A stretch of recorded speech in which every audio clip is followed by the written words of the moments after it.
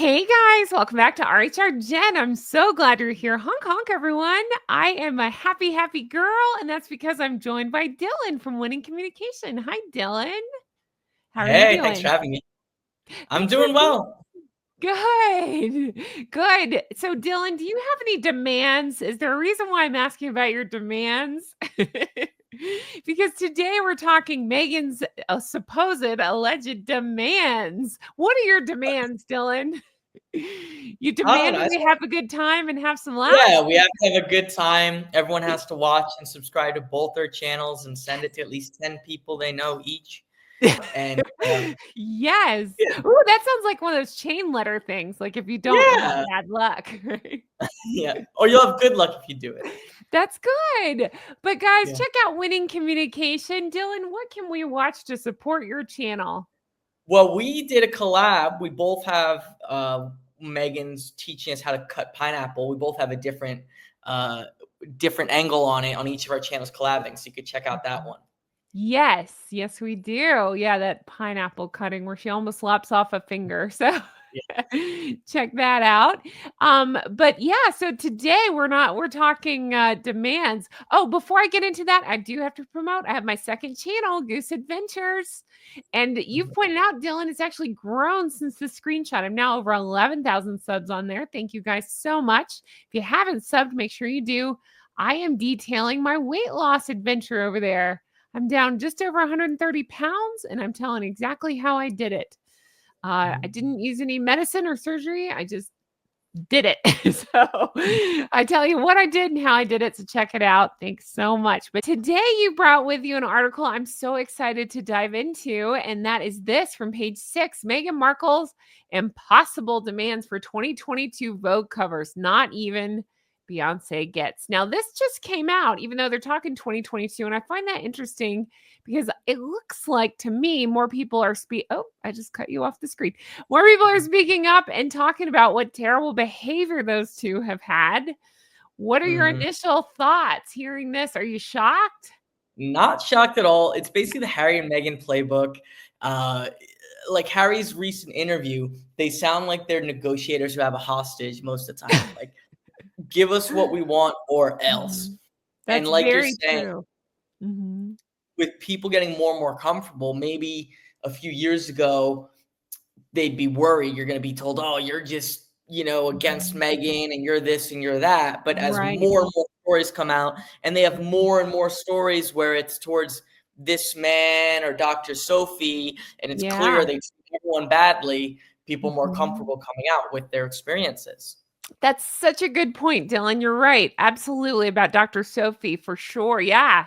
You're absolutely right. And I'm glad. I'm glad people are speaking up. I hope more feel comfortable to do so. And like I always say, you never know. And if there's like one person saying bad stuff, whatever. But I think at some point when enough people are saying similar stories where there's smoke, there's fire situation. So Yes. I don't know. So I won't read the whole article. I'm just going to hit some highlights with you guys just to fill you in because it is interesting. So they're talking about this gentleman. His name is Edward Einenful. This is him here. Now remember, he was the editor of the British Vogue. And so there were rumblings at the time that they had a strained relationship. And it sounds like they're talking about that in the fact that she wanted to feature her keynote speech at One Young World Summit in Manchester. Now, I've covered that speech. Dylan, I don't know if you had the displeasure of seeing it. I mean, it's just me. It's just off the She says charts it Go ahead. two Uh-huh. eyes for 10 Yeah. seconds or so, something like Yeah. that. Well, it's It not a just surprise her demands then. She's like, me, yeah. I put it on the cover. Me, I. You're exactly right. So let's pull out and think meta for a second. So she's demanding, supposedly, the cover of Vogue to cover a speech she gave essentially about herself. Yes. Is that not the most like self-centered narcissistic thing you've ever heard of? That's hilarious. I'm trying to think, is it? I'm trying to think what else has she done? It's the most I've heard of Yeah. that anyone's done who's not Megan, but she probably manages it in other ways. Yeah. But That's true. Well, yeah, if that story of we should be getting paid for this is true, I'd say that's one of the more narcissistic things because she didn't realize she had a however many millions-dollar wedding paid for and her whole life paid for, but yet she thought, okay. Anyway, so she's basically talking about that speech she gave and how, according to this article, she thought that it should involve extensive features across the magazine, across Vogue. Okay. Dalla was reporting that Meghan wanted the cover, but Einenfeld had already promised or already had it set to go to Linda Evangelista. Love Linda Evangelista. I don't know if you know who she is, but she's a model from, I think, the 90s. She's beautiful. Causing Markle to pull the plug and causing a fallout between the former friends. So she thought she should have the cover of this thing. Oh, of course she did. But we hear scheduling wasn't. Oh, go ahead, please. Yeah.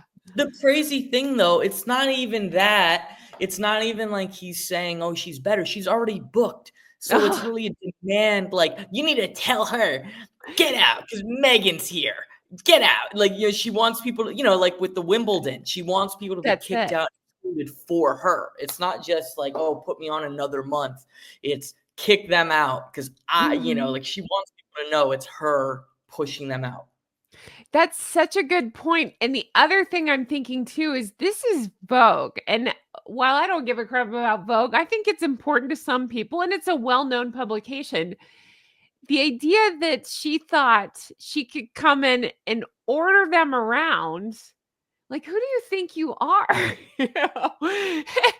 Yeah, exactly. I mean, that's, yeah. But on a funny note, Catherine's been on the cover of Vogue. So there's that and looking gorgeous. Oh, that's fun. Yeah. But yeah, I'll try to pull the pictures and stick them in here. But yeah, the fact that Meghan didn't get her way. So she decided to try to pull the plug, make things more difficult for this Edward guy. That's crazy. But yeah, so a source is saying that she wanted a global cover, meaning she wanted to be on the UK and the US cover simultaneously as one of her list of demands. So again, it's not just that she wanted the British cover, she wanted the US and the British cover at the same time. The only time that's happened that I'm aware of is Adele. They did that for. They ran them both at the same time. That's huge. Yeah. I mean, again, a really good singer. She's yes, really exactly. She's got talent. She's got charisma, charm. She can sell out an arena. I don't think Meghan can do those things. Oh man, yeah. She would pay people to come, I guess, and then have stories written about her that she forces. Can't go to an arena. Yeah. Yeah. So she apparently is asking. She had asked for control over the photographer, the writer, the final edit, the photos, the cover lines, and a global issue.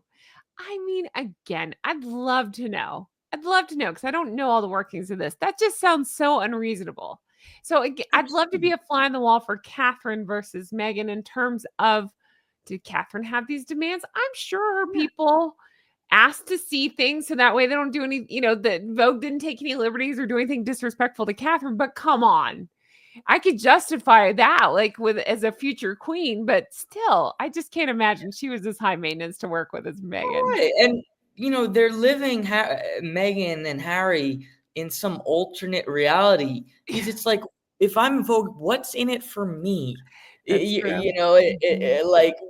do I get out of this? Like, you're suddenly saying like Vogue is now the Meghan magazine where Meghan controls my magazine. It's like if I came on your channel and I was like, listen, if you want me on your channel, you need to change the name to Wayne Communications 2, and I need to make all the videos. You're right. Like, no more guests, only you. Yeah. Yeah. Exactly. You already had another guest book, but I need you to bump them and take me on. That's right. Yeah, it's really good. Like yeah, exactly. Bump your guest, put me on, and now it's my channel too. I control it. You know what, Dylan? For you, I'll do it. All right. That's funny. We'll make it the Leo channel because he's super cute and that's fine with me. Oh, goodness. Let's see here if there's anything else from this thing. Yeah, we hear that there's no way any editor would agree. Nobody gets that. Not even Beyonce, says the source.